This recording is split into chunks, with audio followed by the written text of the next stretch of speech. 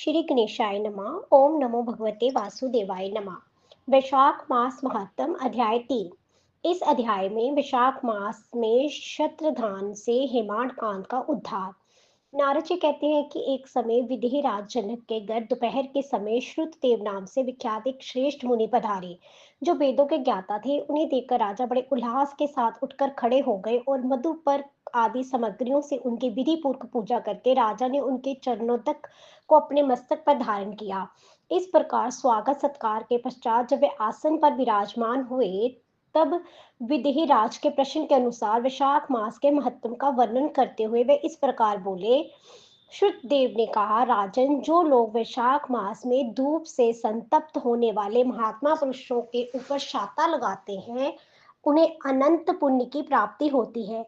इस विषय में एक प्राचीन इतिहास का उदाहरण दिया करते हैं। पहले बग देश में हेमाडकांत नाम से विख्यात एक राजा हो गए हैं।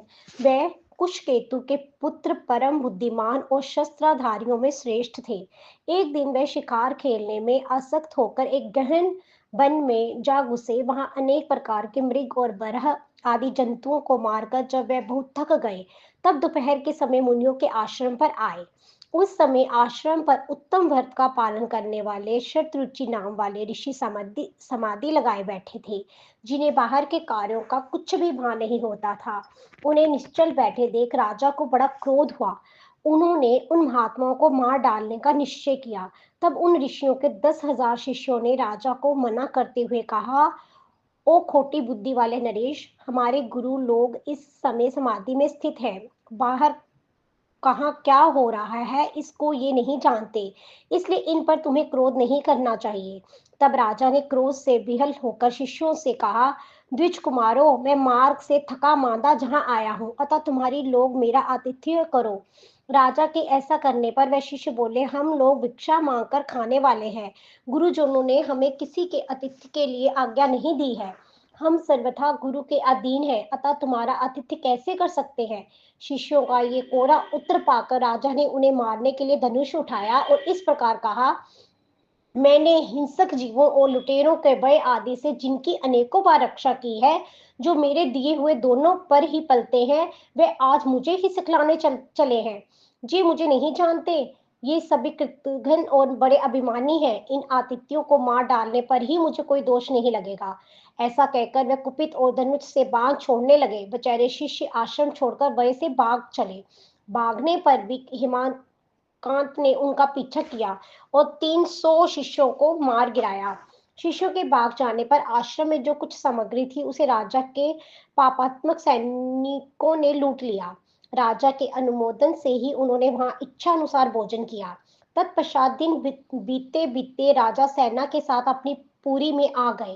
राजा केतु ने जब अपने पुत्र का ये अन्यायपूर्ण कार्य सुना, तब उसे रज करने के अयोग्य जानकर उसकी निंदा करते हुए उसे देश निकाला दे दिया। पिता के त्याग देने पर हेमाडकंत घने वन में चला गया। वहां उसने बहुत वर्षों तक निवास किया। ब्रह्म हत्या उसका सदा पीछा करती रहती थी, इसलिए वह कहीं भी स्थिर पूर्वक रह नहीं पाता था।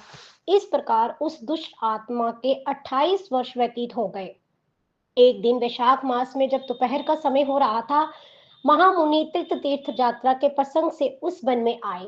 वह धूप से अत्यंत संतप्त और तृषा से बहुत पीड़ित थे, इसलिए किसी वृक्षहीन प्रदेश में मूर्छित होकर गिर पड़े। देवयोग से हेमाडकंत उधर आ निकला। उसने मुनि को प्यास से पीड़ित, मूर्छित और थका मांदा देख उन पर बड़ी दया की। उसने पलाश के पत्तों से छत्र बनाकर उनके ऊपर आती हुई धूप का निवारण किया। वह स्वयं मुनि के मस्तक पर छाता लगाए खड़ा हुआ और तुम्बी में रखकर हुआ जल उनके मुंह में डाला। उस उपचार से मुनि को चेत हो आया और उन्होंने क्षत्रिय को दिए हुए पत्ते के छाते को लेकर अपनी व्याकुलता दूर की। उनकी इंद्रियों में कुछ शक्तियां आई और वे धीरे धीरे किसी गांव में पहुंच गए। उस पुण्य के प्रभाव से हेमाडकांत की 300 ब्रह्म हत्याएं नष्ट हो गई।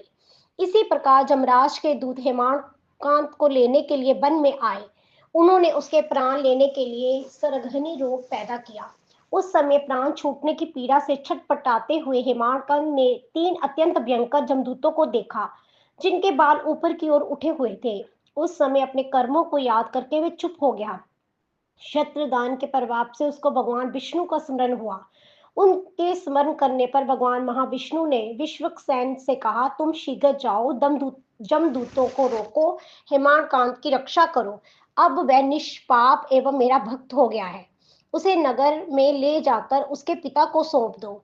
साथ ही मेरे कहने से कुशकेतु को ये समझाओ कि तुम्हारे पुत्र ने अपराधी होने पर भी वैशाख मास में शस्त्र दान करके एक मुनि की रक्षा की है, अतः वह पाप रहित हो गया है।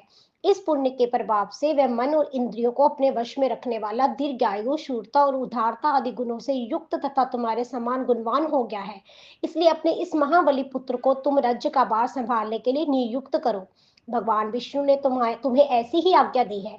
इस प्रकार राजा को आदेश देकर हेमाडकांत को अपने अधीन करके जहां लौट आओ।